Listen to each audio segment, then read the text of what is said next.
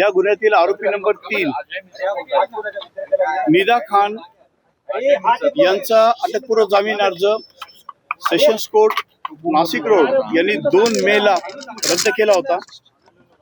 गुन्हा दाखल झाल्यापासून ही आरोपी मिळून येत नव्हती, आरोपी फरार होती।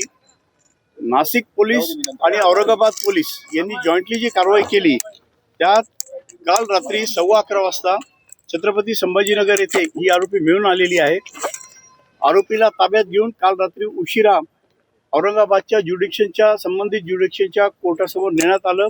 अटकेची ती महिला असल्यामुळे आणि सूर्यास्तानंतर अटक केली जात असल्यामुळे ज्या कायदेशीर तरतुदी आहे त्या तरतुदींचं काटेकोरपणे पालन करून आरोपीला ताब्यात घेऊन संबंधित न्यायालयासमोर हजर करण्यात आलं। संबंधित न्यायालयाची परवानगी घेऊन आरोपीला नाशिक येथे आणण्यात आलं आणि आज सकाळी 4:15 या आरोपीला अटक करून मेहरबान कोर्टासमोर आता हजर केलं होतं। पोलिसांनी 7 दिवसाचा इनिशियल कस्टडी रिमांड मागितला होता। त्यात पोलिसांचं म्हणणं असं होतं की हा गुन्हा अतिशय गंभीर आहे, या गुन्ह्याला अनेक वेगवेगळे अँगल्स आहेत। याच्यात पीडितेला एका धर्मांतर करण्याच्या उद्देशाने काही भीती व धाक दाखवण्याचा प्रयत्न झालेला आहे। तिला एक बुरखा देण्यात आलेला आहे, तिला नमाज हिजाब याबाबत ट्रेनिंग देण्यात आलेलं आहे। तर यात ह्या महिलेचा काय रोल आहे, आरोपीचा काय रोल आहे, तिच्या व्यतिरिक्त आणखी कोणी याच्यात सहभागी आहेत का याबाबत सखोल तपास करणं आवश्यक आहे। त्यानंतर वारंवार या पीडितेच्या मोबाईलमध्ये काही इंस्टाग्राम लिंक्स, यूट्यूब लिंक्स, काही रील्स टाकण्यात आलेले होते जे थोडे चिथावणीकारक होते, त्याबाबत सखोल तपास करणं आवश्यक आहे। हा एक मुद्दा कोर्टासमोर मांडला गेला।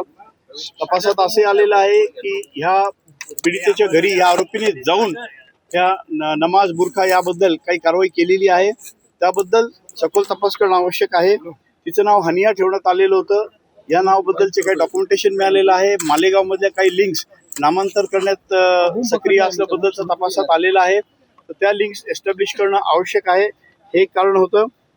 त्यानंतर ह्या महिलेला पीडिताला मलेशियामध्ये इम्रान नावाच्या व्यक्तीमार्फत जॉब देऊन पुढे पाठवायचा विचार होता। त्यात काय मनी ट्रेल आहे, यात मालेगावची पार्टी कोण आहे, मनी ट्रेल काय आहे याबद्दल सखोल तपास करणं आवश्यक आहे। तसंच तपासात एक माजिद पटेल हे नाव नव्याने निष्पन्न झालेलं आहे।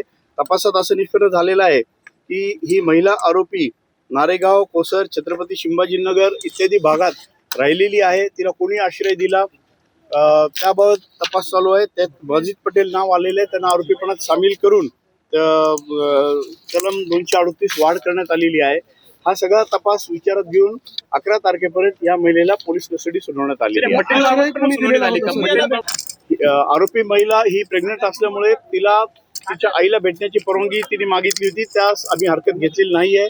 कोर्टाने दिवसातून 2 वेळा तिला आईला भेटण्याच्या गरजेप्रमाणे औषध देण्याबाबत निर्देश केलेले आहेत, ते निर्देश पूर्णपणे पाळले जातात।